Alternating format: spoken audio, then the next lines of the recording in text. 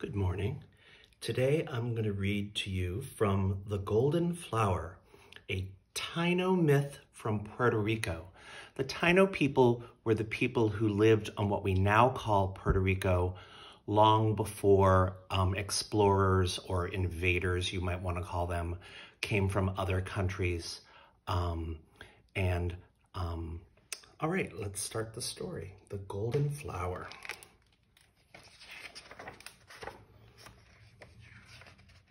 By Nina Jaffe and illustrated by Enrique O. Sanchez. Long ago, the island of Puerto Rico was called Boriken. This was the name given to it by the first people who lived there, the Taino. From time to time, the families in a Taino village would stop their work and gather together for a celebration called an araito. All through the night, they would dance and sing. Then young and old would gather together in a great circle and listen to the stories of magic and wonder, of Taino heroes, and of how things came to be. As you read this book, imagine that you too are sitting in this magic circle on a warm tropical night. The wind is blowing through the palm trees, the stars twinkle in the sky, and the storyteller begins to weave an ancient myth, a Taino tale from long ago. In the beginning of the world, there was no water anywhere on earth. There was only a tall mountain that stood alone on a wide desert plain. There were no green plants. There were no flowers. All the people lived on top of this mountain. One day, a child went walking on the dry land below the mountain. As he bent down over the ground looking for food, something floated by on the wind. He reached out and caught it in his hand. It was a seed, a small brown seed. He put the seed into his pouch. The next day, he went walking and again found something as it floated on the wind. It was another seed. Day by day, he gathered these seeds until his pouch was full. It could not hold any more. And the child said to himself, "I will plant these seeds at the top of our mountain." He planted the seeds and waited. One morning, a tiny green leaf appeared. The child watched. From under the ground, a forest began to grow high on top of the mountain. All the people came to see. It was a forest of many colored flowers, a magic garden of green leaves and thick branches. The child was happy. In the middle of the forest, at the foot of the tallest tree, there grew a vine that wrapped itself around the tree. And from that vine, there grew a flower more beautiful than all the rest, a bright flower with golden petals. And from that flower, something new appeared in the forest. It looked like a little ball. "Look!" cried the child. "Something is growing out of the flower." As the people gathered around to watch, the ball grew larger and larger until it became a great yellow globe that shone like the sun.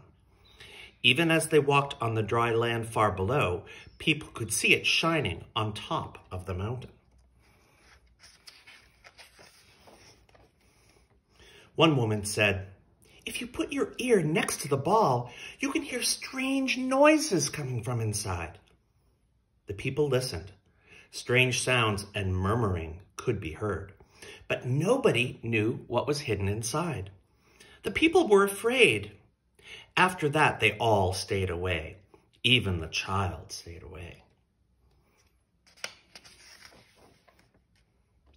One day, a man walking on the desert plain saw the golden ball. He said, "If that shining ball were mine, I would have the power of the sun.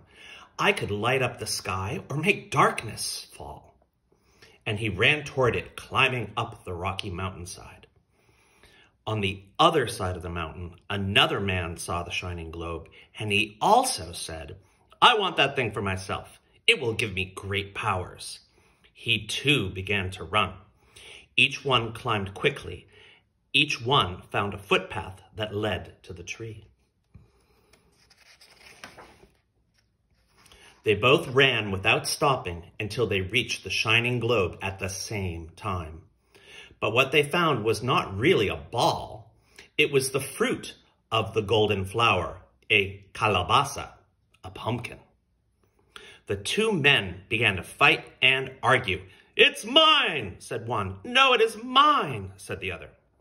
Each man grabbed the pumpkin. They pushed and pulled. They pulled and tugged until... Finally, the vine broke. The pumpkin began to roll down the mountain faster and faster until it crashed into a sharp rock and burst apart.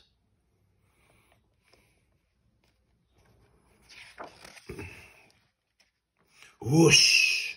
Waves of water poured out of the pumpkin. The water bubbled and foamed. The waves began to cover the earth, flooding the desert plain, rising higher and higher. For it was the sea that had been hidden inside the pumpkin.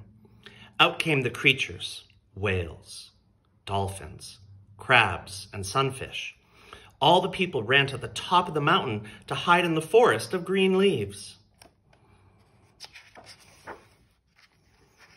"Will the whole earth be covered?" they cried.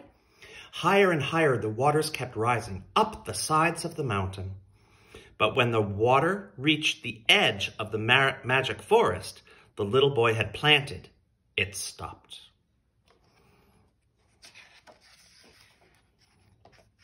The people peeked out from behind the leaves, and what did they see? Small streams running through the trees, a beach of golden sand, and the wide open ocean sparkling all around them. Now the people could drink from the cool streams and splash in the rippling waves. Now they could gather fish from the flowing tides and plant their crops. The child laughed and sang as the sun shone down and breezes blew through the green leaves and rustled the many-colored flowers. Water had come to earth. And that is how, the Taino say, between the sun and the sparkling blue sea, their island home, Boriken, came to be.